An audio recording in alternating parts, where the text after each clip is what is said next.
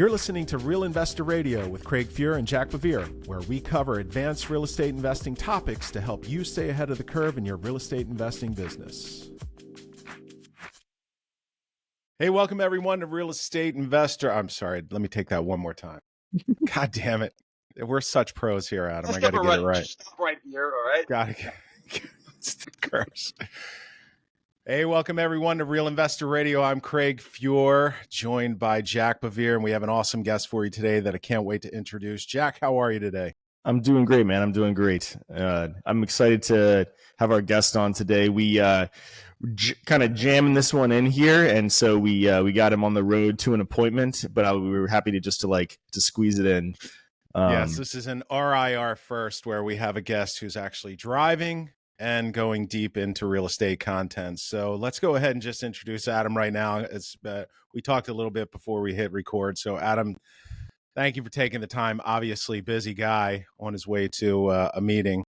And we got about 45 minutes with you. So really want to jump in, man. Thanks for taking the time to be on the show. Anytime, Craig. Good. Thanks for the invite. Appreciate it, Jack. Good to talk to you guys. Excited for it. Yeah. So let me just go ahead and give a quick introduction for Adam, Jack. Adam launched Strata SFR in 2020 after exiting his previous role as president and co-founder of Own America, one of the first real estate platforms designed to market and sell single-family rental properties. Adam and his team work with SFR portfolio operators, builders, and land developers who are focused on expanding their volume and revenue by servicing the demand for single-family rentals. And they work with large-scale investors that own and operate rental homes in the United States and who are looking to purchase mostly portfolios. So, Adam, welcome to the show. The brief introduction does not do it justice, I'm sure. I'll just say this, folks. It's great. Yeah. I'll just say this. Adam's website is amazing.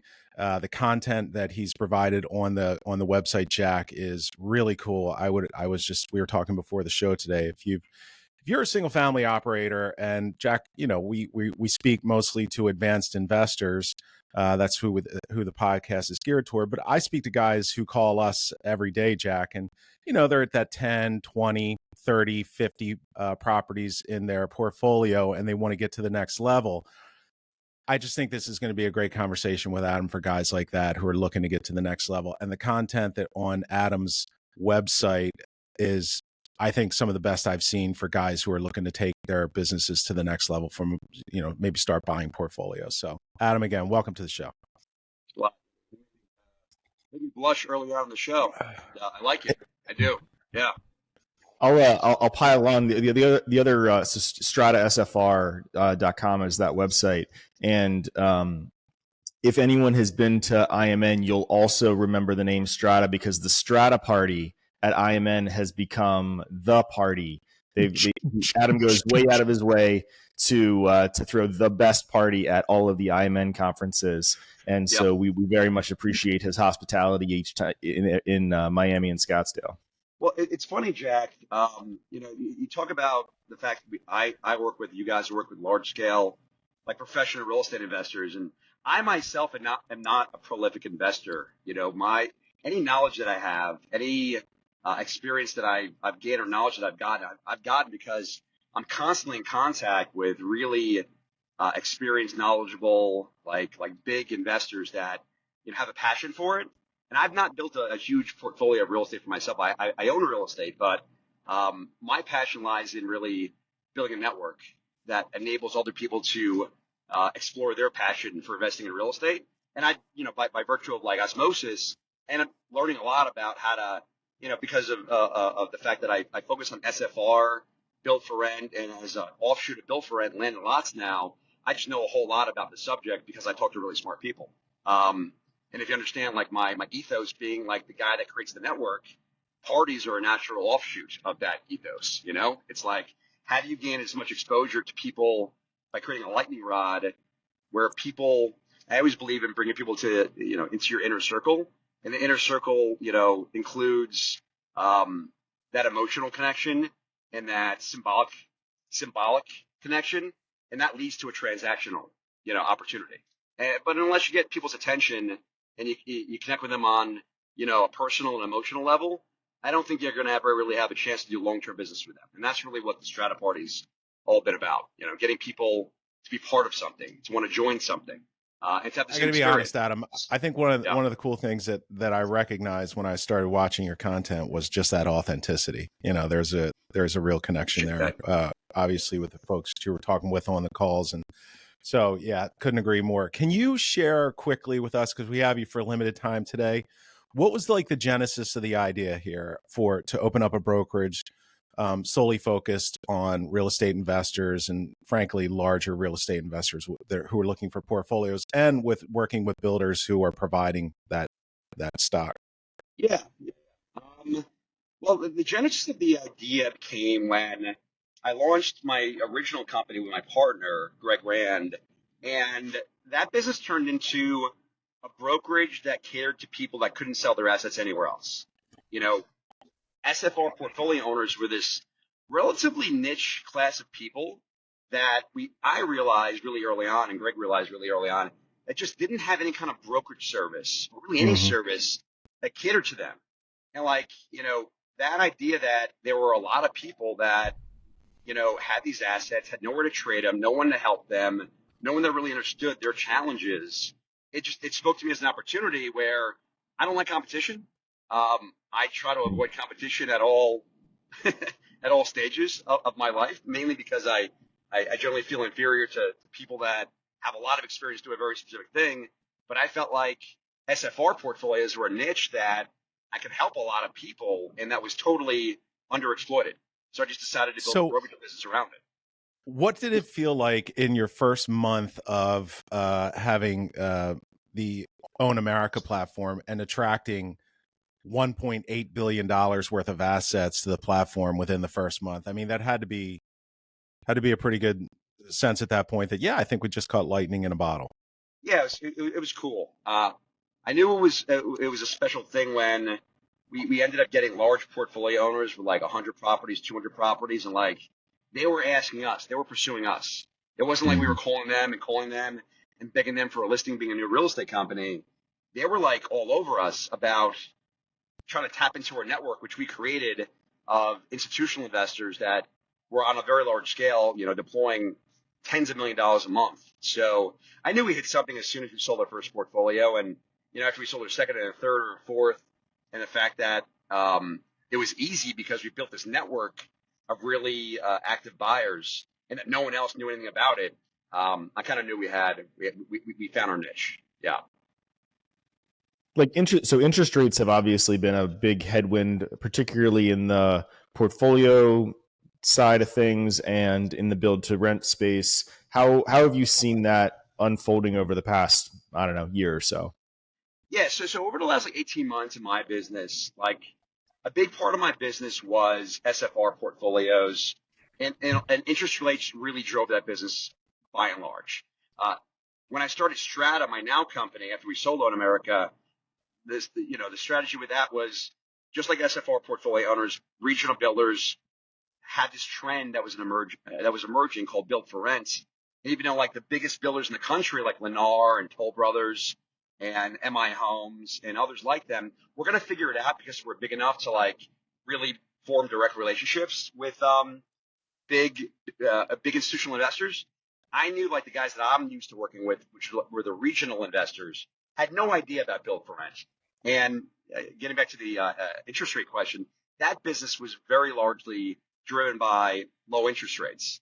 So when interest rates went up, what ended up happening was institutional investors, by and large, stopped buying what I call programmatically, and they Mhm. started buying opportunistically, which sucks because when people buy programmatically, they buy everything in sight that fits a certain mold, and it's really easy for them to deploy capital because all they're doing is fitting like a square square peg in a square hole, and as long as you keep finding that square hole, they'll keep pegging it, right? Same thing with build for rent. And when interest rates went up, people started doubting whether or not they could hit their numbers because, they made certain assumptions about rent growth. They made certain assumptions about home price appreciation, economic growth, and all that kind of slowed down, and people became unsure about a whole lot of things, which means underwriting got a lot more tenuous and it got a lot more conservative, which means the rate of people buying SFR portfolios, for example, or build for rent projects, it just took a dive. Like my business went from like us doing 100 to 200 transactions every single month, units every single month, to us just, barely scraping by with maybe a dozen. So, in terms of the institutional appetite for SFR and build for rent, it basically went like this. It flattened out as interest rates kind of started to come down, and then it's been nosedive in terms of the amount of capital being deployed into space. And it certainly hurt my business measurably. And it really made me rethink my business in a very real way and what kind of value I was adding to, SFR portfolio owners and builders, and how I could basically, continue to add value and also create a thriving business. So. With the interest rates coming down, I mean, only very recently, like literally the past couple weeks, have you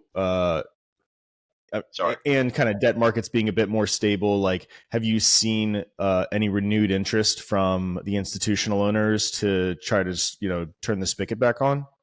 Yeah, I have. So the interesting thing about the interest rate movement was it didn't hurt builders buying lots and lands. And I think that had more to do with the fact that when COVID hit, builders stopped buying lots because they weren't quite sure what was going to happen to the building market, the housing market. So they kind of tamped down or even stopped buying undeveloped lots to develop into finished lots. And my business for land and lots over the last 18 months took off while my build for rent and SFR portfolio business hit the skids. And it puts me in contact with a lot of developers that have lots to sell to builders and a lot of builders that want to buy lots from developers. And the cool thing about it is, as I kept talking to more builders and more developers, what I realized was there's a lot of really good inventory out there that people thought were going to fit as build for rent and just wasn't being bought up by institutional investors because they couldn't hit the cap rates using the new underwriting they were using. So, forgetting the question that you asked specifically, but my view of it is the SFR segment is super stable because people need houses to live in, and there's a shortage of housing in this country, and there's an affordability crisis in this country, and people just aren't builders and SFR portfolio operators just aren't creating enough housing stock to support the demand. And no matter what happens, as long as people can either build real estate or build portfolios for rent, there's always going to be renters there as long as they're able to, offer them out at a rental rate that makes sense. It's just the inflow of money is going to change because the returns change as interest rates fluctuate. So the business itself is kind of as stable as any other business, including like any stable business that you would ever come to rely on, like food or, food or basic necessities. Shelter's a basic necessity, and that's not going to change anytime soon. And I think that people's buying habits change because return profiles change, but ultimately the underlying business is a pretty solid one. Now, people are always going to need a place to live. To Jack's question, you haven't seen any like recent uptick in calls coming into the office because of the rates just subsiding? We actually did. So when the Fed announced it was going to decrease interest rates by like a half a point not too long ago, sometime around that time, we started to get calls from more SFR portfolio owners wanting to see about selling their assets. And we had a handful of investors that got a little more aggressive than they used to be. That, we put a portfolio in Atlanta under contract. We put a bunch of new construction properties under contract. I don't know if that's a wholesale change or whether we just got lucky, but I feel like investors are looking at the maybe the changing in administration coming up, if that happens, the change in interest rates, if that happens, as reason to be optimistic. And I think institutional investors make their money by deploying capital and managing assets, and they want to find any reason to do that. So I've seen a slight uptick in my business, and it just came on the heels of that interest rate decline announcement, but I don't know if that's an industry-wide thing. the sample for my example is just too small for me to make that assumption. Yeah, I mean, I think we've definitely seen an uptick in calls here at the office. Jack would probably know the analytics better than me, but definitely feels a little bit more exuberant with folks who are looking to get the better rates of today rather than a couple weeks ago. Yeah, yeah. People weren't all that excited about borrowing at at the low end a high 6 all the way up to an 8% interest rate. The idea that they can see an interest rate somewhere in the high 5s to low 6s is definitely giving them a reason to be a little more optimistic. So over the past year, like the mix of the transactions that you've seen went from it was majority portfolios and was majority portfolios with interest rates really kind of killed that, but the lot side of things kind of backfilled it. And there were lots of interesting opportunities in land. Do you still see those interesting opportunities in land? Is that still all over the place? Yeah, and in fact, we're doing a deal with Dominion right now where one of the clients is selling 16 different communities in and around Charlotte that total something like 340 lots. They're all 20 to 30 lot communities. And one of the things that my client needed that I brought to you, Jack, and Dominion was everyone does horizontal plus vertical financing. They really want the vertical financing. No one does horizontal financing only. So we brought it to you guys, and you guys are actually able to help my client obtain just horizontal financing, because what he was doing, I think, is a pretty common thing, especially for developers and a lot of small home builders right now that don't want to take on the risk of building homes in a kind of fairly unsure market. The trend of regional and smaller home builders that bought a piece of land, brought it through rezoning, brought it through the entitlement process, and instead of building a home to sell on the retail market, which is kind of the end goal, what they're looking to do right now is just sell a lot to a national home builder, which gets them good profit, not as much as they built a home, but certainly a lot less risk in that sale. And I'm finding that my position in their world is sorely needed, because most national home builders like NBR, Lennar, MI Homes, LGI, Dan Ryan Builders, they don't buy undeveloped lots. They learned their lesson in the last downturn after a lot of home builders got killed by holding too much land. And all they do is buy finished lots, which opens up a whole nother aspect for regional and local developers who are willing to take on the risk of buying undeveloped lots, developing them, and then selling them to national home builders. That space is blowing up right now. I've been working with a regional or a small guy down in Texas. Haven't put the deal together yet, but he's got a huge community that he's building out.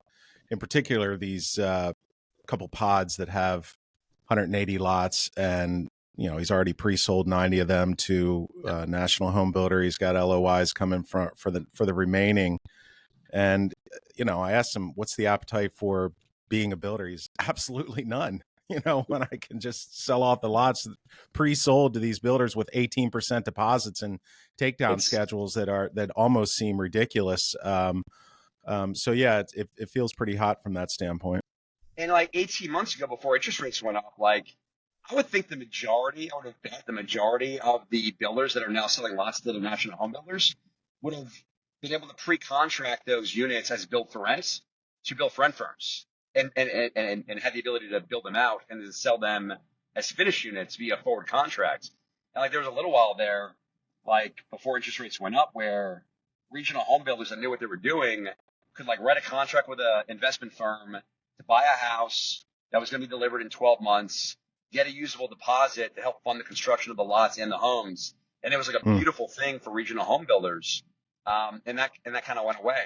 And it's a pity too, because a lot of home builders, they ramped up their lot acquisition strategy to feed that demand. And luckily there's firms like Strata out there right now that have kind of figured it out where, all right, you can't sell as built for rent anymore, but there's a huge market of national builders and super regional builders that want to buy your finished lots. It's just a matter of repurposing, what you guys are building to, fill that demand. Yeah, we've seen a lot of guys pivot who were doing build to rent a couple years ago, pivot to just selling all, spec homes, just into the retail market. So that side of things has hasn't gone away at all, right? Like the No, build to rent side of things is going to be very interest rate sensitive, but in the affordable housing segment, I mean, the demand for $400,000 houses is tremendously high. So it is. And, but people, I think nowadays, it's funny. We talked about the affordability crisis and, people call it affordability crisis. And I don't know if it's just a trend, but, a $400,000 house is an entry level house nowadays. You know, yeah, it's people crazy. that people that have college degrees, I mean, two income families right now that are making $100,000 a year, are finding it hard to buy an entry level house and are deciding to rent. And I think part of the problem is the national home builders. There's really no money in building houses at a sub $400,000 price point. So there's a lot of inventory that's coming out in that $350,000 to $400,000 range. If people can figure out actually how to make a buck by selling a $250,000 to $300,000 house, there's gonna be a massive demand for it, but no one builds it because Yeah. the numbers really don't work out. But I think that kind of inventory is sorely needed out there, and I don't what you know, get man. is entry level homes at 400. I'm talking to more guys lately that are building that entry level type house. Guys in Florida, guys in Tennessee. They're somehow getting the land for next to nothing. They've got their build costs under control. They're sticks and bricks, and they're putting Yep. out entry level houses in that 375 to 425 mark.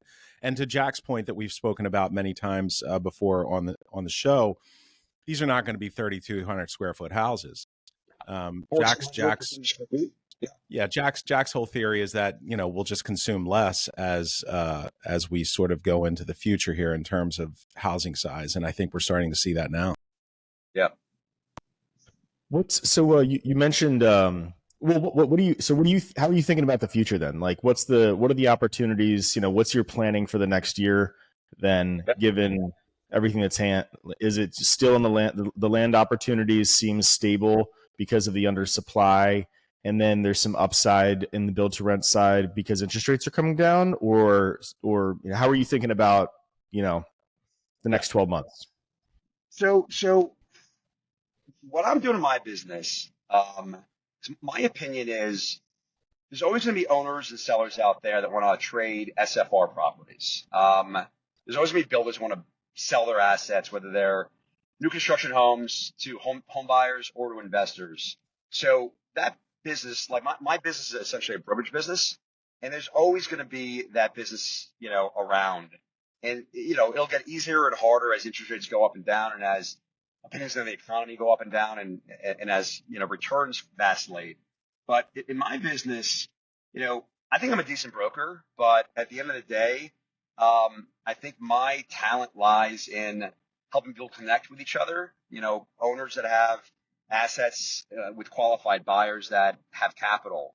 And the change that I'm making in my business is sometime in the next 6 to 12 months, I'll be making an announcement that Strata's going to stop being a real estate investment brokerage, and we're going to veer toward being a real estate buyer network.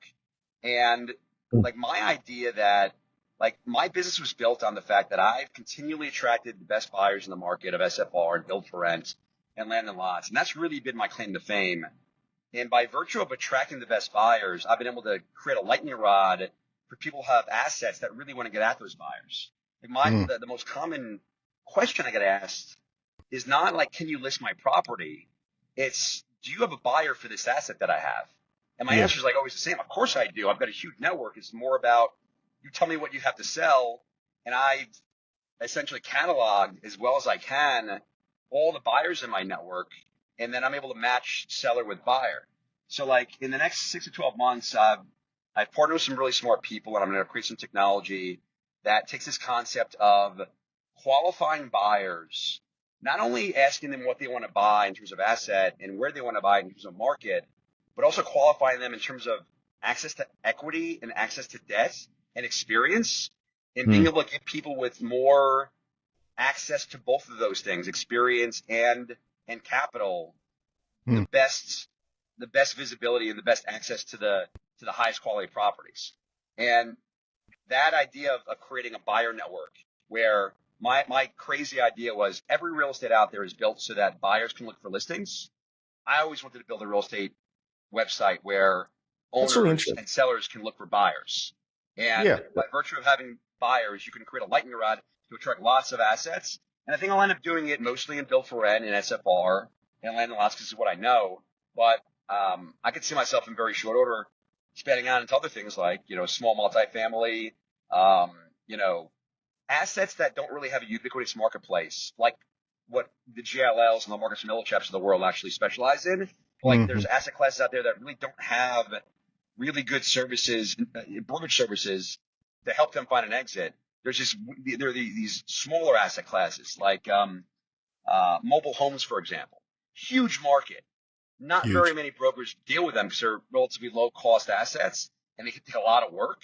But like if you coalesced a network of buyers that were all about buying mobile home assets in Pensacola, Florida, and you got like 30 or 40 of them together, well, guess what's going to happen?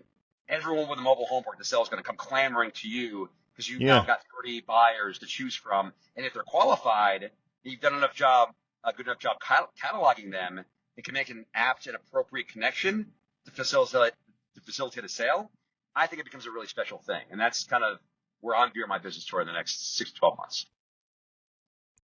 That's really interesting. That makes sense. It does.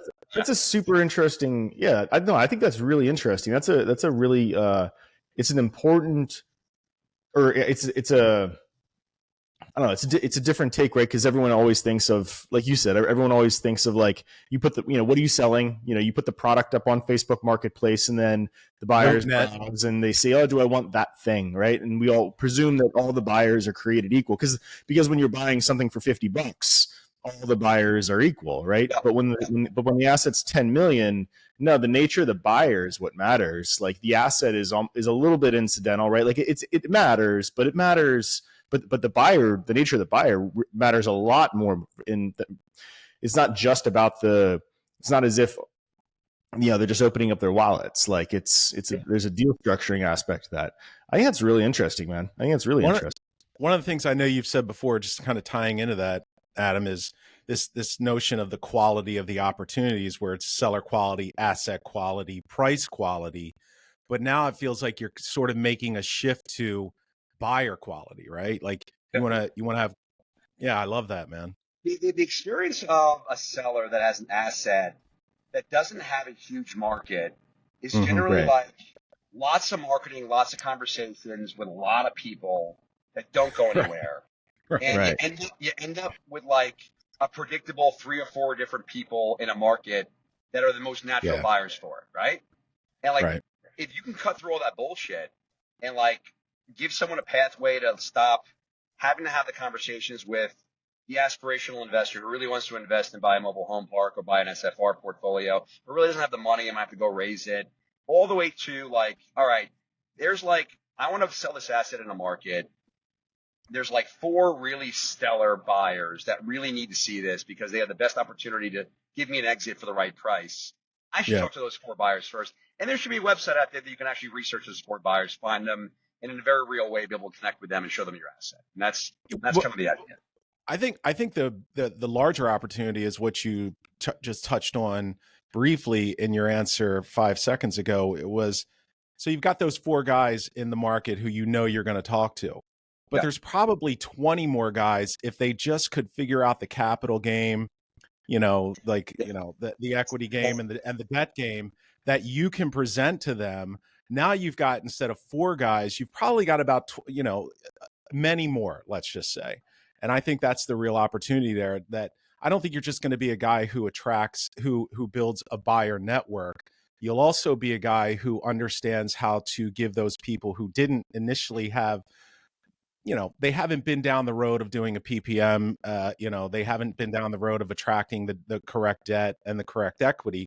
I think that's the real opportunity there for you as well, since you've done that for so many, I'm sure.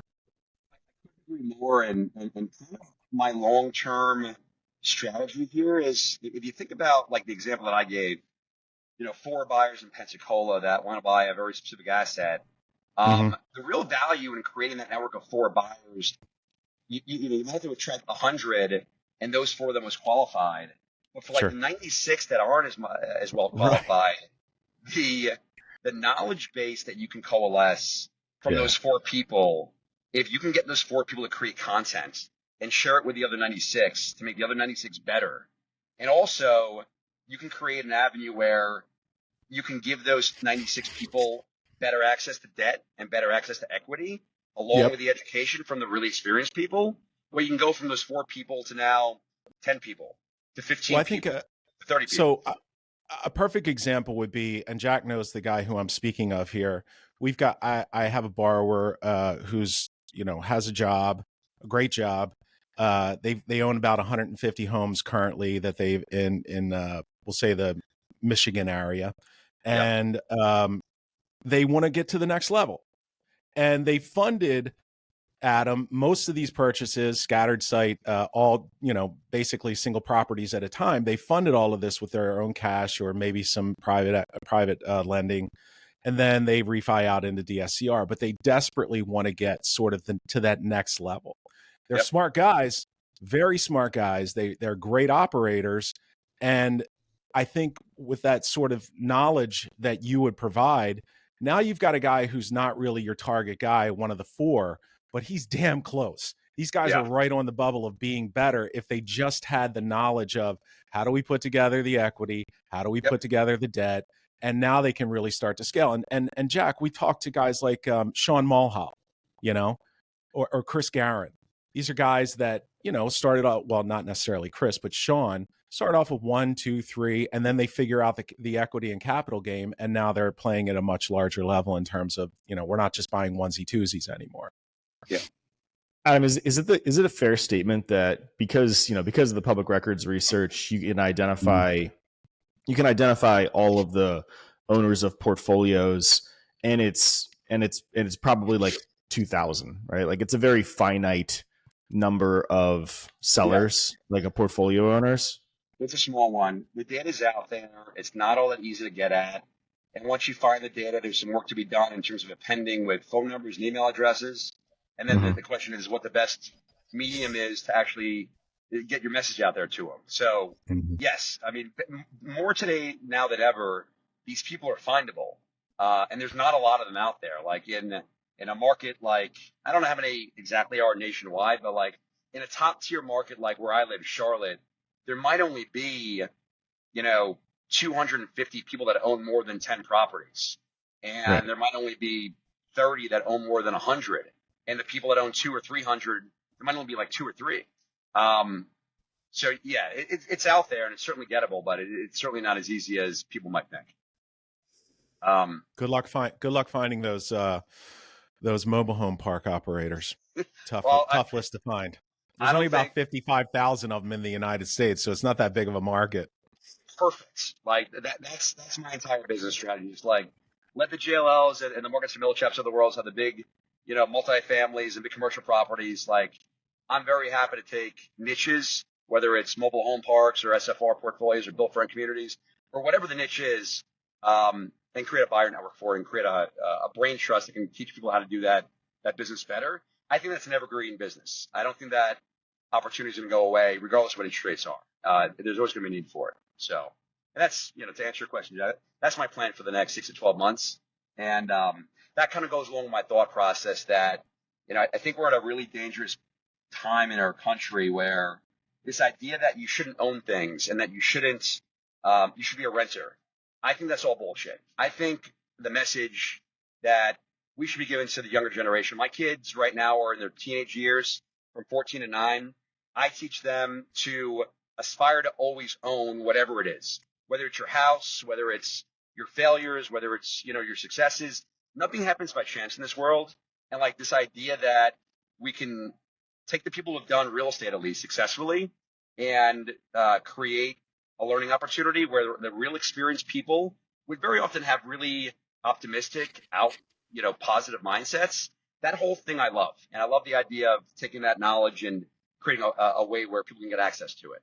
And I use it to create transactions and I use it to, generate revenue by helping people to sell and buy real estate. But I think there's a real aspirational thing in helping people share ideas, not only about how to buy and sell real estate, but how, they got there personally. And that's the real goal, I think, of creating a network like the one I'm going to be doing. Love that. Yep.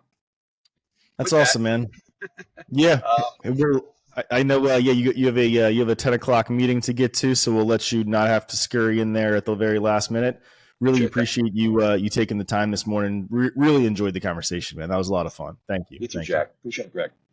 Adam, I would love to have you back on at some point when you have time again to talk more about the idea of building out this network. And then, maybe we could do a dive into a portfolio that you're looking at and, maybe sort of share the analytics of it, like you've done already on your website. Just found it so fascinating. So thank you for taking the time today. Love to have you back on soon. Compliment. All right, guys.